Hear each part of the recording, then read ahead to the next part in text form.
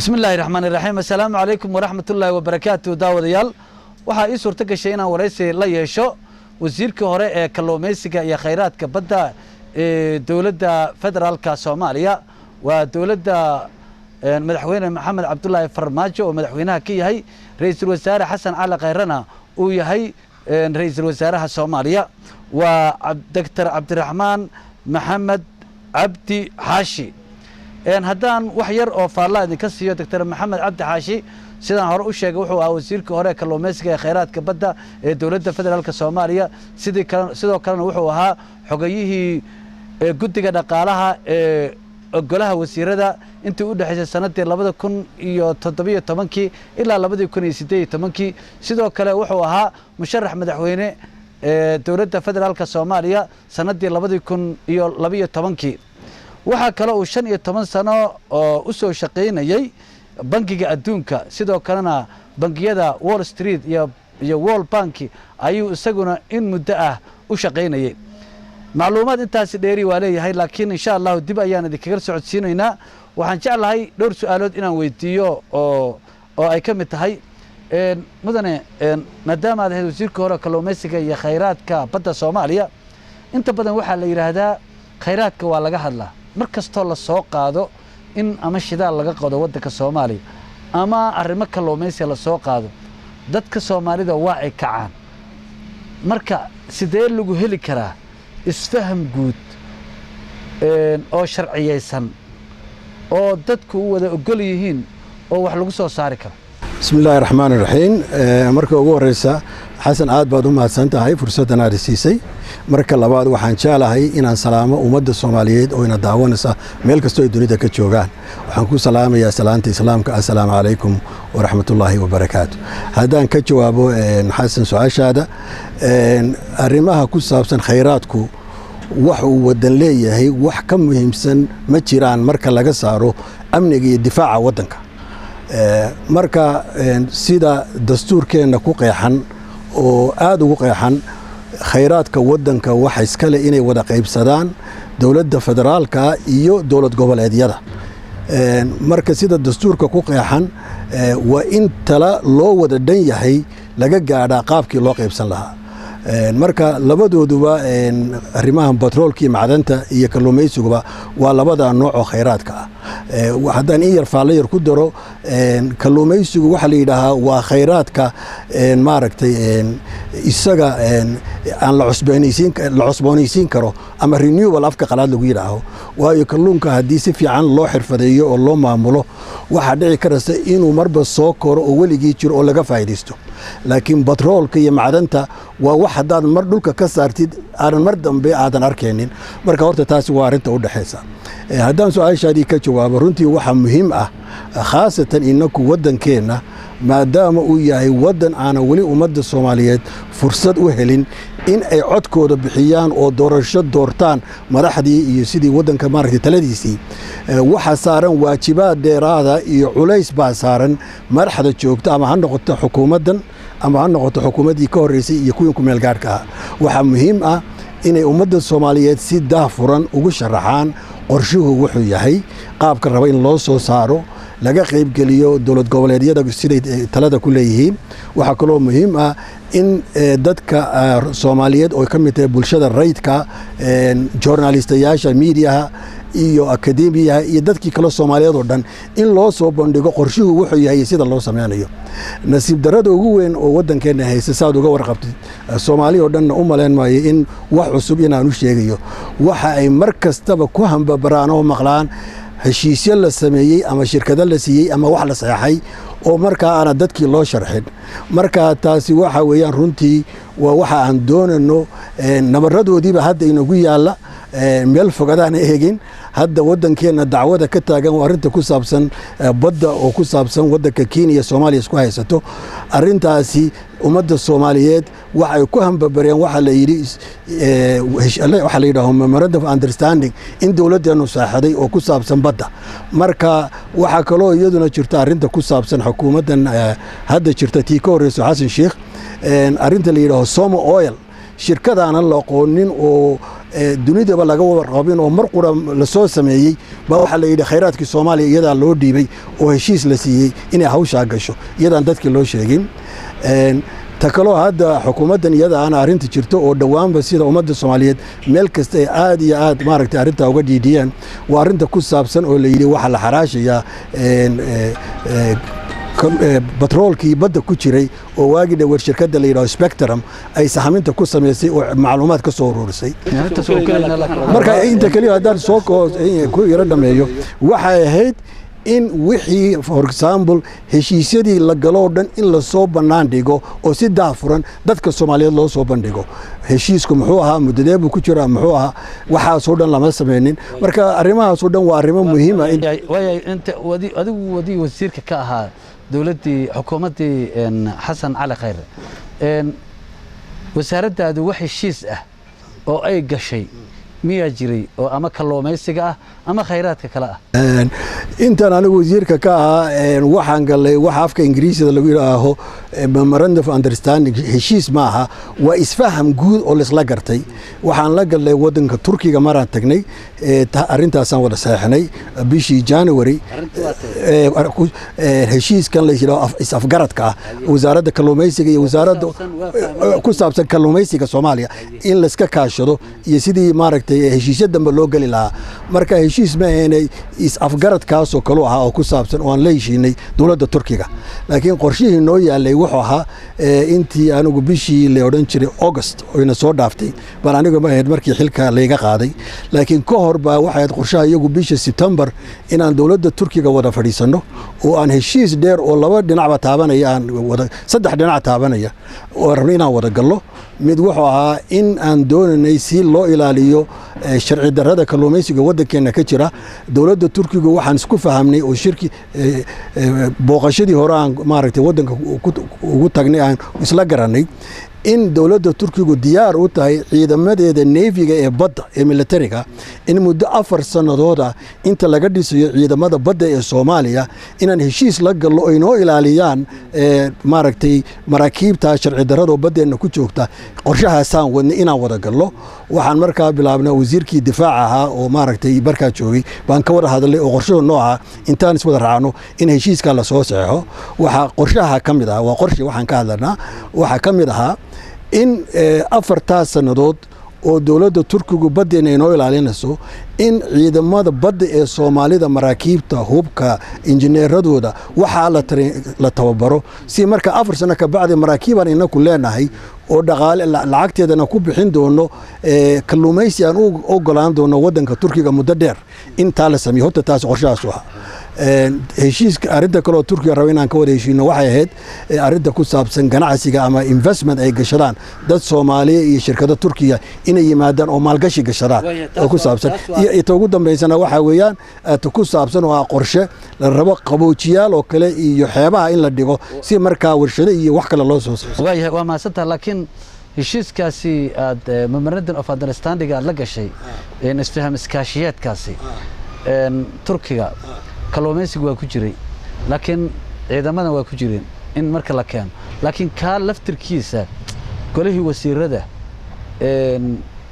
wali ayadoon la horkeenin oo baarlamaanka la horkeenin ayaa xilka laga qaaday mid waa kii isfahamkii guud oo kaas wuxuu ahaa sidii cilmiga technology-ga iyo ku saabsan baadhista iyo research-ka iyo baddeena si loo ogaado kalluunka ku jira meeluhu ku jiro iyo in dawladda Turkiga ay naga siiso xagga farsamada iyo technical-ka ama capacity building taasi guud ahaan buu ahayd la isla fahmay laakiin ma ahayn wax la qeexayo oo laga hadlayo taan ku sheegay oo ku saabsan ciidamadan Turkiga iyo arrimahaas oo dhan iyo kaasi wuxuu ahaa heshiis dambe aan wada galana waa laakiin kan kale oo ah heshiiskan afgaradka waxa ay qorshihiisu waxaan wadnay markaas waxaan u dhiibay garyaqaanka guud baan u dhiibay hadda rabti waad weydiin kartaa oo aan u geeyay si hadda sharci waxa la soo saaray sidii markaa golaha wasiirada inta aan golaha wasiirada la keenin waa inuu ra'yi ka dhiibtaa garyaqaanka guud ee qaranka marka hadda markii ugu dambeysay anigu isagu ahaa in golaha wasiirada la horgeeyo ahaa ka kale aan isaguna memorandum of understanding ama is afgaradka hore aan wada galay waxa dawladda Shiinaha khaasatan ururka ugu qaabilsan ee kalluumaysiga ee waddanka guud oo China ah kaasina isfaham guud buu ahaa isfahamka guud wuxuu ahaa dawladda haddii ay noqoto shirkado Shiineesa in la siiyo shati waxa mas'uul ka ah hadday jabiyaan heshiiskii iyo shatiga shuruudihii ku xidhnaa hadday jabiyaan dawladda Shiinaha baa mas'uul ka ahayd marka kaas isfaham guud buu ahaa marka tallaabada ku xigtay waxayd marka in shirkadihii soo dalbanayay shatiga iyo waxaasoo dhan inay bilaabmaan marka anigu waxaan ka tagay xafiiska iyadoo aan taa la gaarin laakiin waxaan dhignay talooyin badan oo guidance oo ku saabsan qiimeynta sida kalluunka loo qiimeyn doono iyo wuxuu uu yahay taasoo tafaqtirana way taalaa laakiin qorshihii dambe oo wasaaraddu saxaxday oo hadda heshiiska jira waa ka duwan yahay taa waa ku weydiin doonaa laakiin wax walba waxay daba socdeen wasiirkan ka dambeeyay iyo waxyaabahan la sameeyo dhan iyo waxay ahaayeen oo daba socdeen memorandum of understanding adigu aad soo gashay oo xukuumadda u soo gashay ayay daba socdeen Soomaa okay waayahay marka saxiixan hadda heshiiska la saxeexay oo shatiyadan iyo 62dan iyo waxyaabahan la saxeexay wadadii aad rabtay inaad qaado ma ahayd mise ma aha anigu waxa aan filanay oo qorshaha iyaga ku jiray laba arrimood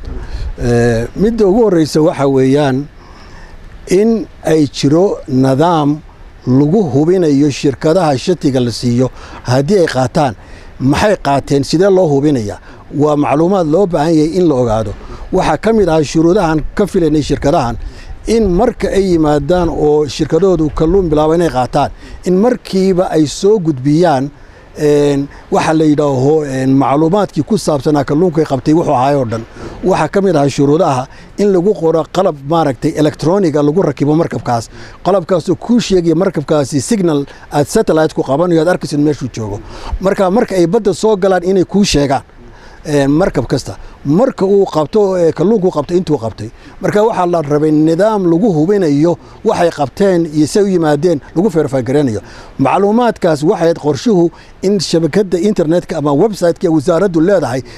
week loo soo geliyo 2 week loo soo geliyo si maraakiibtii timi waxay qabteen shuruudahoodii ma fuliyaan waxaas iyadoo wasaaraddu tahay hawsheeda waa in shacbiga lala wadaaga oo loo sheega taana anigu kolba ma arag macluumaad la soo bandhigay oo loo sheegay waxay takalo ugu dambeysana waxa weeyaan anagu waxaan markaa qorshe wada wadnay bangiga dunida oo ka caawinaya xagga kalluumaysiga markaana waxay wadeen qorshe aan doonanay shirkad maaragtay drones iyo waxa la yidhaahdo artificial intelligence oo iyadu niman ka yimid waddanka Morocco oo waxay keeneen cilmi runtii aad iyo aad u fudud oo in la ogaado baddan maaragtay maraakiibta joogta iyo meeshay marayaan taana waa qorshe uu bilaabay World Bank waxaan filanay qorshahaasi inuu qayb ka noqdo sida loo ilaalinayo oo maartay loo korjoogayo iyo inspection loogu sameyn lahaa iyo dekadaha tagi lahaayeen because shirkadahan Shiinuhu waa dad haddii aadan eegaynin maaragtay khiyaamo badan oo wadamo badan oo dunida taariikhdooda ma wanaagsana waayahay hadda waa la saxeexay 61 ruqsadoodna waa la bixiyay sidaasaan anigu video uga maqlay maxaad walwalahood qabtaa marka hadeeba ay dhacdaba in la saxeexay oo la sheegay oo lacagaha laga qaadana la sheegayo qiyaastii la sheegayo marka hadeeba sidaas la sheegay u dhacday maxaa yahay walwalka arka ma horta laba mid aan fahamno anigu waxaan ku sheegay guud ahaan aragtida guud iyo qorshaha iyaga wuxuu doonayay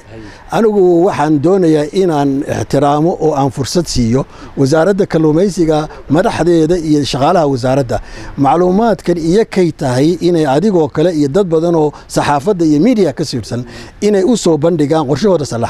sharaxaan marka anigu ma doonayo inaan ka horboodo oo marka waxaan jeclahay inaad fursad la siiyo iyaku aragtidooda wuxuu yahay macluumaadkii looga baahnaa inay dadka u soo bandhigaan sidee bay kalsooni uga qabaan waxaanay maraakiibtan joogaa in sida qaabkee loo ilaalinayaa dad badan oo deeq-bixiyaal oo bangiga dunida iyo kuwo kale ka mid yihiin baa diyaar ahaa inay dowladda gacan ka siiyaan oo markaasuu diyaar u ahaa marka waxaan jeclahay arrinta iyada ah anigu aragtida guud iyo philosophy iyo strategy aan wadnay un baan ku sheegay laakiin waxaan jeclahay intaanan anigu wax kale oo faalla ama ka odhanin inaan ixtiraamno oo fursad siino wasaaradda iyo shaqaalaheedu inay ummadda Soomaaliyeed oo aan arkay dad badan meelo badan aan ka akhriyay dad badan oo walwalsan baan arkay oo walwal ka qaba marka taasi waa waajib saaran wasaaraddu inay si daahfuran oo dadka Soomaaliyeed kalsoonidooda u hesho waxaan oo dhan u sharaxdo oo maaragto kala waayahay marka dadkii waa walwalsan yihiin qof walba waxay leedahay shatiyadan iyo waxyaabahan iyo kulli la bixiyay dhibaato badan ayaa ka imaan karta hadiiba ay dhacdo caqabadaha imaan kara sida guud caqabadaha imaan kara maxay yihiin xasan ma doonayo inaan waa ku sheegay aragtideeda waxay tahay inaan ku soo noqdo ma rabo waan ku sheegay waxyaalaha muhiimka oo loo baahan yahay waxyaalaha muhiimka oo loo baahan yahay inaad kalsooni heshid horta marka ugu horeysa qiimihii ay mudneed kalluunkeenu iyo qiimuhu leeyahay ma ku bixinay ma ku gadnay taasi waa su'aasha labaad waxa weeyaan haddii aan macluumaad maaragtay qiimuhu istaahilay waddankeenu inuu helin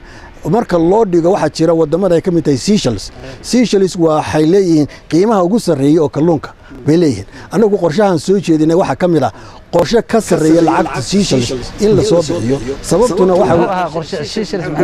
marka waa qoranta iyadoo qoraal oo document ku qoran tahay wasaaradda Itaala laakiin maadaama interview aan ku jirno ma anigu hadda waa dhowr nooc oo maraakiibtu nooc yihiin culeyskoodu intuu yahay markab kasta waxa qiimaha lagu xisraa waa laba nooc laba maraakiib waxa la yiraahdo kuwa la yiraahdo longliners waa maraakiibta qaarkood iyo kuwa la yiraahdo magacii kale hadda waa iga maqan yahay way ugu soo dhici doonaa marka labada nooc oo maraakiibta ah waxa weeyaan midka kale ka baaxad weyn oo sad weyn qaadi kara marka kaasoo kale waxa loo baahan yahay in lacagta laga qaadiyaa iyo culeyskiisu hadduu marka ku weyn yahay waa ka badan tahay kuwan kale marka waxa weeyaan iyadoo qoran oo si tafaqtiran ah wax sir maaha wasaaraddu waa inaad haddaad adigu tagtid oo codsi samaysid proposalkan keenay iyo proposalkan kale oo kii dhabtaha lagu iibiyey waad eegi kartaa adigu haddaad doonaysid marka waa ku fasir karaa laakiin waxaan jeclahay inaan uga dambeeya baan jeclahay oo iyaka loo daayo oo inay fasiraan waxna wasiir waa waxyaabo wasaaradda looga dambaynayo waxna waa wax xaq loo leeyahay dhibaatadeeda in dadka loo sheego haddii ay jirto muxuu ahaa wasaaradda in folfadad ku tahay oo adigaaba hore u soo shaqeeyay wax kasta haddana wasiirkii ma tiid laakiin waxaa muuqata sida la sheegayo ruqsaddii waxaa la leeyahay lacag yaraa lagu bixiyay dadku way dhahayaan Seychelles marka loo eego inta ay sanadkii ku qaadataho xataa uma dhowa nuskeed xataa ma dhama ayaa la leeyahay marka maraakiib ruqsaddii waa la bixiyay maraakiib waddankii nabadgelyadeeda ilaalisa ka ilaalisa inta markab ay shiinuhu la imaan karaan kambaniyada la imaan karaan waxaasoo dhan ma ku muuqdaan in laga hormariyay ruqsad hadii la bixiyo waxaan ku yiri runtii macluumaadkaasoo dhan waxa weeyaan waa taanku lahaa waa arinta waddankeena ka maqan waa arinta daahfurinta waa in dadka loo sheega waxaasoo dhan wax sir maaha waxa weeyaan adigoo kale iyo journalistayaashii kale oo ay tagaan waa inay codsadaan marka idinku journalista tihiin idinkan inii deenaya hawsha oo xirfadeeda yaqaana waxa muhiim ah adiga ogaan kara macluumaadkii labada dhinac soo eega sababu muxuu yahay reasoningkii oo dhan marka waxaan jecelahay adigoo raali noqonaya inaan u daayo wasiirka iyo wasaaradda inay sharaxaan qorshahoodu wuxuu yahay sidoo uga duwan yahay wadamada kale ee dariskana haddaan in yar kuugu daro tusaale oo kale aan kaaga soo qaado saad uga warqabtid shaygan la yidhaaho tuunuhu waa guuraa weeyaan marka muddo la joogaba bisha la yidhaaho June ilaa October buu badeena si xoog loo soo maraa sidaasi leeg waddankan Kenya joogno iyaga laftiisa wuu soo maraa Tanzania sidaasi leeg Mozambique ilaa South Africa xeebta dheer oo maaragtay Afrika laga bilaabo Soomaaliya ilaa South Africa marka anaku shir aan isugu tagnay waddanka Thailand waxa hore isbahaysi yar ku wada jiray dawladda Kenya Tanzania iyo waddanka Mozambique leeyahay oo la yiraahdo the Maputo understanding oo maaragtay marka waxaan rabnay marka kalluumaysiga shirkado badan oo dunida ku imaanaya waxay jecel yihiin marba qolo gooni inay ugu tagaan meeshooda oo iyaga ku yidhaahaan idinkaan rabnaa inaad shatina siisan haddayna jeclaysan qiimahaaga aad siinayso leedahay saasaan rabnaa intuu kaa tago buu waddanka kale u tegaya kenya hadday jeclaan waayaan tanzania u tegaya marka waxay samaynayaan innakiibay naga kala dhex faa'idaystaa marka saddexdaa waddan aan ku yidhi kenya tanzania iyo mosambique waxay garteen inay hal meel si ay gorgorta fiican u galaan ka soo jeedaan marka anigu talaan keenay oo shiraan isugu tagnay Thailand South Africa aan la hadlay waxaan ku heshiinay shantada iyo wadanba inaan isbahaysi samaysano ku saabsan tuunaha si marka ayna ciidi marba mid gooni ula bixin oo marka sida OPEC oo kale Soomaaliya shirka petrolka OPEC si marka isbahaysi samaysano oo marka qiimo wanaagsan ku helo anigu markii aan wasaaradda joogo maaragtay xilkana wareejinayay arrimahan kula sii dardaarmay waxa kamid ah in September-tiina soo dhaaftay in isbahaysiga la dhameystiro oo South Africa iyo Soomaaliya ka soo qayb gasho taa lafteedu wuxuu door weyn ka ciyaarayaa qiimahan ku helena kalluunkeena oo kale tusaalaba ka mid ah marka waxa weeyaan waxyaalahaas oo dhan waa waxyaalo u baahan in maaragtay sida ugu wanaagsan aan u heli karno qorshe badan oo dheer oo 4 sanadood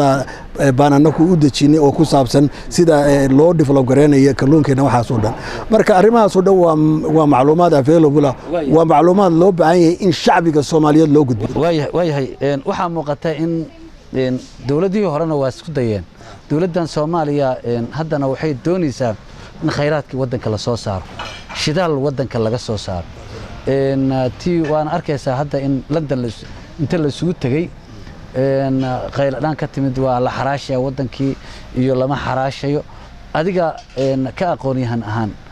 experience wad u leedahay sideed u aragtaa arintaasi dadkana walwalka ku dhalisay laakiin dawladdiina ay leedahay war anagu wax auction ma aanan sameyn horta waxa weeyaan anigu saad uga warqabtay arintii London ka dhacday iyo qorshihii aan wadanay waxay arin aad iyo aad nasiib darro ah isla markaana qof kasto Soomaaliyeed oo wadaniya oo aqligiisu fayo yahay garanaya oo waxna kala garanaya waxa weeyaan waxyaalihii loo baahnaa iyo hawlihii loo baahnaa oo dhan diyaar uma ahayn inaku London inaan tagno sababtuna waxa weeyaan marka ugu horeysa sharcigii petrolka wali baarlamaanku yaala lama gudbin sharcigii la oran jiray awoodda ama authority-ga petroleumka baarlamaanku yaala sharcigii beeyada iyo environmentka ilaan badan shirkadahan badda laga qodayo petrolkan wax ay sameeyaan wax badan oo saliid intay daadato si raqiisa intay u sameeyaan bay markiiba intay dhacdo waxa badda aan leenahay oo dhan baa sun noqon karaysa marka waxa loo baahay sharcigeedii baa yaala tagu si muhiimsan waxa weeyaan sharcigii shirkadda saliidda ee waddanka Soomaaliya National Oil Company lama sameeynin arrimahaas oo dhan iyo wixii la socday oo dhan waxa ay muhiim tahay adoo ku diyaar tahay oo xirfadeedii leh marka gorgortan inaad gashay inakaan waxaas oo dhan suubinin baan waxaan tagnay London marka haddaad eegtid inaad dadkii joogay oo khubaraadii joogtay dadkoo dhan ka wareyso waxa la yidhi laba qaybood weeyaan ma midka ku saabsan petrolka waddanka ku jira oo khaasatan ka ku saabsan oo spectrum waxay sameysay mise maxaan ku idhaahaa midda kale oo ku saabsan sidii maaragtay loo soo saari lahaa iyo qaabkii loo soo saari lahaa iyo waxaas oo dhan marka waxa weeyaan in shacbiga Soomaaliyeed iyaga oo la siiyey macluumaad oo fahmay talaabooyinka la qaadayo marka waxa kamid ah waan ilaahay hadda igu soo dhacday waxay ahayd in aan marka ugu horeysa inaku aan u sharaxno shuruudihii loo baahnaa marka la rabo in saliidan iyo waxan la soo saaro waxa kamid ah in shirkaddan hadda la yidhaaho Spectrum waxa ay leedahay sida ku qoran macluumaadka 12 block oo anaku xulanay baa noqonaysa tii aan rabnay in magdhowna loo siiyo inaku 206 block weeyaan kuwan hadda macluumaadkooda la soo ruri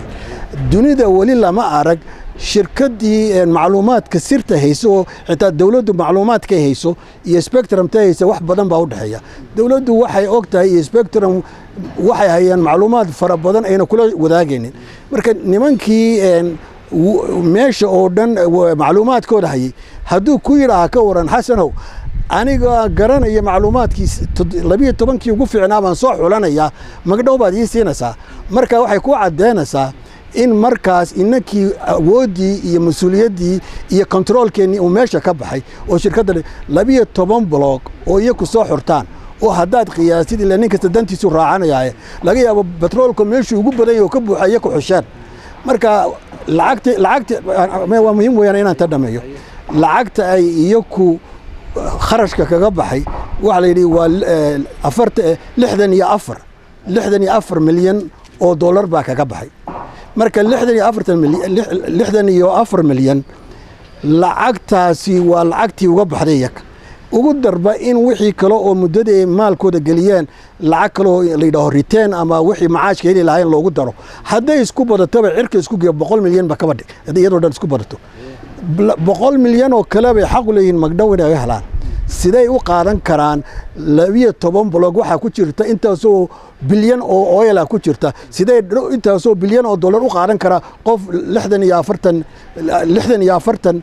64 milyan galiyay siday u noqon kartaa marka taasoo kale waa tusaale kamid ah waxa kale oo kamid oo muhiim ah in gorgortankan iyo waxan marka la galayo processkaas oo loo baahnaa heshiisyadaas oo dhan in la dhameeyo adigoo waxa loo baahnaa shirkadeena saliidda ee wadanka qaranka shirkadaasa shirkadaha ajnabiga oo saliidda sameeya iyaka u dhigan iyaka gorgortanka wada gala marka London waxyaalihii laga soo saaray waxa kamid ahaa maadaama ayna Soomaaliya gogoldhigi iyo wixii loo baahnayo aasaasyadii soo dhishin iyo sharciyadaas oo iyo shirkadeeni oilka waxa inakana lagu xukumay oo kala sadka aan ka helano sadka Afrika ugu hooseeyo noqdo because waxa way waxaan oo diray marka arintu wuxuu dhexdeedu ku soo koobmaya arintani waxay u baahan tahay wax lagu degdego maaha ilaa 2 sanadood oo kala laga yaabo intay qaadanayso sharciyadaas oo dhan in la sameeyo waxa marka la sameeyo marka wadankeenu diyaar buu u yahay inuu marka sidoo la gorgortami lahaa shirkadaha waayahay laakiin arintan ma arin ay dawladda hadda jirta bilowdayba mase waa dawladii hore waxay soo bilaabeen wala tan gorgortanka oo hadda la sheegayo iyo xaraashka waa xukuumadda hadda jirta in wax la xaraashimad aaminsantaa adigu xaraashku waa muhiim weeyaan oo laakiin marka diyaar tahay hadalkayga haddaan nuxdiisa soo koobo waa marka adoo diyaar markaad gorgortan la galasid adigu baan hadda suuqa xoolaha tagtid adan xoolaha kala aqoonin haddaad tiraahid oo aan gadaya waa ka lumisa moogta marka waxa loo baahan yahay adoo xogtii haya iyo khibradii iyo dadkii yaqaanay lawyeradii dadkii financial analysiska economiskii dhaqaalayaashii waxaa soo dhan waxa jira ururo dunida baa jira ka caawiya wadamada ka soo baxay dagaal sokeeye Soomaaliyeed arinta kale aan saanay ilaawin aan kugu sii daray waxa weeyaan urur baa la yidhaahaa EITI Extractive Industry Transparency Initiative iyadoo macluumaadkiisa waa ku siin doonaa ururkaasi waa urur Afrika iyo wadamada dunida oo dhan oo aad iyo aad aan khibrad iyo cilmi u lahayn bay ka caawisaa waa inaad xubin ka noqotaa ururkaas marka indhanku wasaaraddeena petroolku inay xubin ka noqotay ahayd marka ururkaasi wuxuu kugu kalifayaa oo shuruud kaaga ah in shirkadaha petroolka dunida inay saxeexaan markan ina ku saxeexno iyaga waxay ku khasbaysaa inay ku sheegaan lacagta ay siiyeen dawladda inay disclose gareeyaan waa waajib ku taalan wadamadii shirkadaha ka yimaadeen shirkadaha saliidda ee baa aqbalay oo ku yidhi waa inay shirkadahaasi ay u hoggaansamaan sharciga marka waxa kale iyadana kamid ah heshiiskaas ama inaan xubin ka noqdo ururka aan ku sheegayo dawladana waxa ku khasban inay iyaduna keento wixii lacag oo ka soo galo hadda waxyaale waxa la yiraahdaa signing bonuses iyo markay heshiisyo la saxeexay iyo waxa soo dhan lacag yoobay bixiyaan shirkadaha saliid oo petroolku waxa soo dhan haddaan xubin ka ahayn leen ururka EITI la yiraahdo way ugu khasbilayaan dawladuna inay sheegto wixii lacag ka soo gala waxayna ku khasbilayaan shirkadaha oilku inay sheegaan marka dadka Soomaaliyeed sababta ay markasta leeyihiin dee wax macluumaad cidsiisa iyo warsiisa ma jira way wasiir adigu aad u mahadsan wasiirkii hore kalluumaysiga iyo kheyraadka badda fursaddan aan nasiisanaan aad kaaga mahad celinayo haddii waxaan la soconaa marka walwalka jira iyo sida dawladda uga hadashay oo waxa marka soo gali kara arintan Kenya iyo Soomaaliya kala ayaa soo gali karta oo Kenyana ay leedahay waxbaa la xaraashay oo macnaha in magaalada London shirki ka dhacay xaraash baa ka dhacay dawladuna ay tiri wax xaraasha ma aanan sameeynin marka bal waxaan barka taas waxaan rabnaa inaad isu kaaya qabadsiiso tidi iyo waxay yiraahdeen marka adoo raali noqonaya anigu waxaan jeclahay arinta xukuumadda inaan uga dambeeyo Soomaalida waxaad moodaa marka dad badan ay hadlaan waxay leeyihiin dadka Soomaaliya dhibaatada haysata waa gaajada ilaahin fakhriga iyo wax la'aanta way haddii ay waxiri lahaayeen oo ay iyagu ka faa'iideysan lahaayeen khayraadkooda waxba imaan laha marka bal adigu maadaama khibradaad u leedahay taladaada adoo ku darsanaya gabagabadii waraysiga ayaynu ku jirnay sidee la isugu keeni karaa in shacbigiina ay munaafacaadsigaas aqbalaan dawladdii Soomaaliyeedna waxa ay rabto in ay samayso sharcigeeda ay u marto su'aashaas kooban ku weydiiyay laakiin waxaan u soo celinayaa waxay tahay inaan helno wada cad oo labada dhinac isugu imaan karaan waa su'aal wanaagsan xasan waana arin muhiim ah waana meesha aad maaragtay farta saartay waa meesha ay ugu muhiimsan weeyaan hadalkaygii horena haddaan eego aan dib soo yara xoojiyo horta waxa weeyaan ilaahay mahadiis khayraadka badda iyo khayraadka kale oo isaguna batroolka oo ilaahayna siiyey waa wax ilaah loogu mahad celiyo waddankeennana ilaahay ku manaystay mas'uuliyad baa ka saaran qof kastoo Soomaaliyeed in uu hubiyo in khayraadka dadkaas Soomaaliyeed aad u tabaalaysan oo maaragtay fakhriga cilmi darrada caafimaad darrada waajib ina saaran weeyaan waana sababta anigu aan hadda khaasatan arinta London oo maadaama uu yahay khayraad ciidda ka badan iyo lacag badan tahay waxa ugu daran waxbay ka daran yihiin waxa ugu daran wixii inta soo milyan oo sanadood buu batrool ku qaataa inta uu ku abuurmo wax inta soo sanadood oo milyan oo ilaahayna siiyay inaan bil 5 bilood ama sanad gudaheed ku ordana inaan ku gadno ku xaraashno qalinkaas xada heshiiskaas xadana kama soo kaban kartid mar hadaad shaqdo waxa la iibinayeen ku dhuumanin waxa weeyaan waa xaqi ama rightski dadkii qodan lahaa baa gadanaya haday markaas si raqiis ku gallo waxa dhici karaysa tusaalahan inta soo billions oo dollar inay naga lunto because degdeg inakaana diyaarin inaan gallo marka waa waxay anigana aan muhiim tahay ilana muuqatay inaan arintan ka hadlo adiga kala hadlo waxa weeyaan arintaasi waa arin muhiim ah waa tii saboolnimada ka saari lahayd tan ku sheegay 12 blog baa shirkad baa qaadanaysa oo kale 12 blog waxay fakhriga ka saari kartaa Soomaaliya oo dhan dariiqyay dhisi kartaa highwayay dhisi kartaa airports bay dhisi kartaa caafimaad bay keeni kartaa beerahan ku fali karnaa jidad baan ku sameyn karnaa marka ma lacag intaas oo kale la eeg baa maaragtay aan rabnaa si macna darra oo dad intay isaga yimaadeen oo kharaadkay ku qaata qalinka hadii lagu duugana bas weeyaa marka waa waxay muhiim u tahay waxay muhiim u tahay in sharciyadii loo baahnaa shirkadii saliidda ee loo baahnaa in la sameeyo khubaraadii loo baahnaa marka inaka oo diyaar ah laakiin inay la soo saaro oo dadaalku xukuumadda samayso waa wax wanaagsan ama tii hore haato ma naqaanaa inagu inta ay dawladda Soomaaliya doonaysa inay wax ku qaadato miyaan ogna inaku waxaan nahay gudcur baan ku jirnaa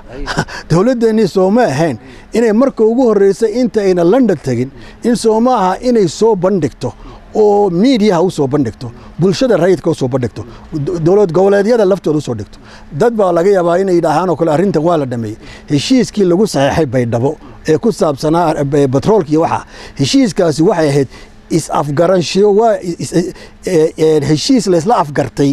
sidii percent qaabkii loo qaybsan lahaa laakiin wixii ku jiray sidii loo bixinayay oo ka muhiimsaneed waxa soo dhan de kama qayb galay goboladuna maba arag macluumaad ay hayaan anigu ma ogi haday hayaan way noo sheegi karaan marka waxa loo baahnaa waxaan oo dhan inta aan la bilaabinba in la yiraahdo waa suuq waan gadan laakiin shirkii lada waa tageen maamul goboleedyadu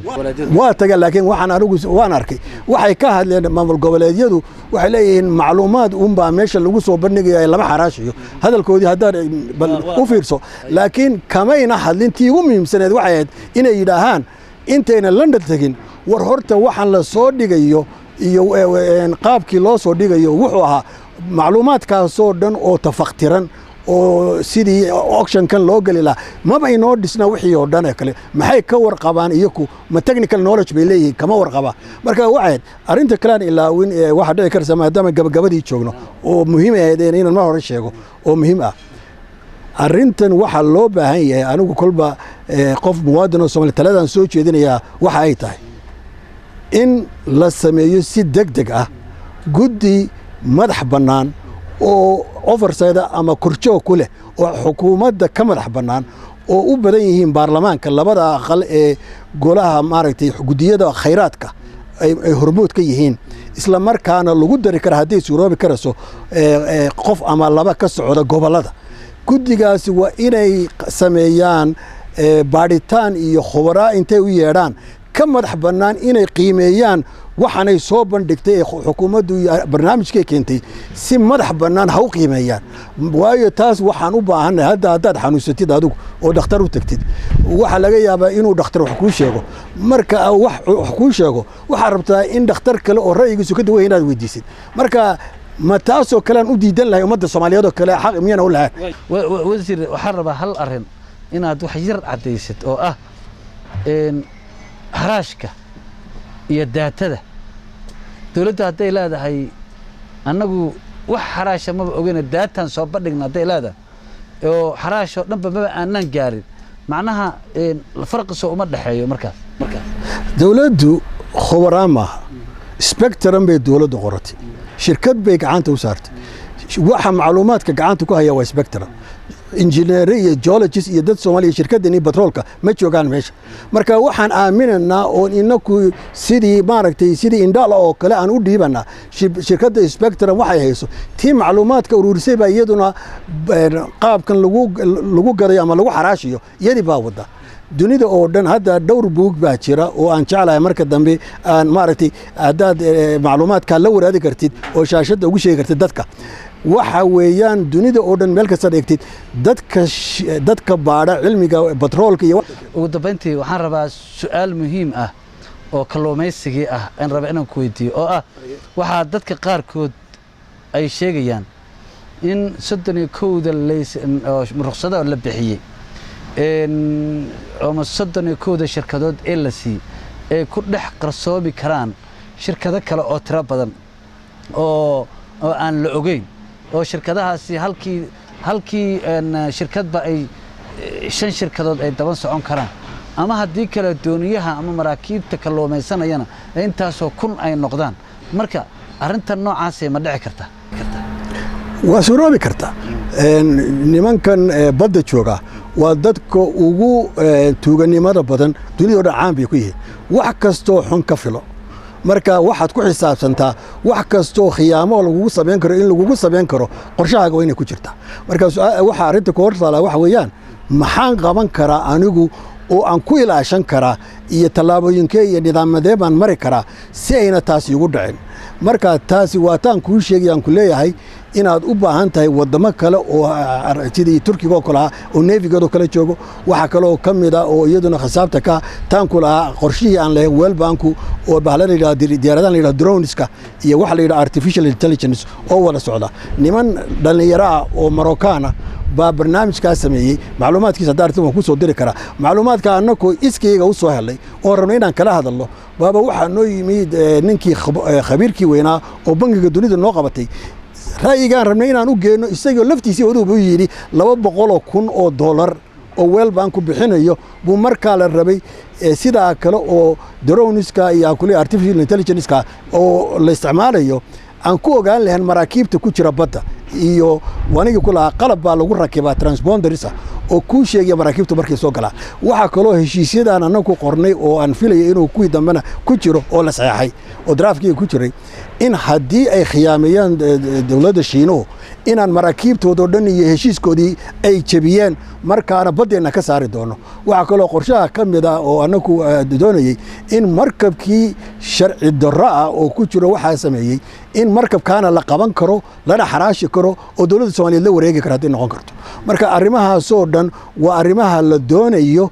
in la soo bandhigo waayo waa inay walwalaan oo ka baqaan maraakiibtan ku jooga hadday macluumaadkii haddaan kuu sheegaan kulahaa waa inay keenaan hadday soo gudbin waayaan waa in la joojiya ruqsadoo la yidhaha ka baxa badda iyada ma soo geli kartaan waayo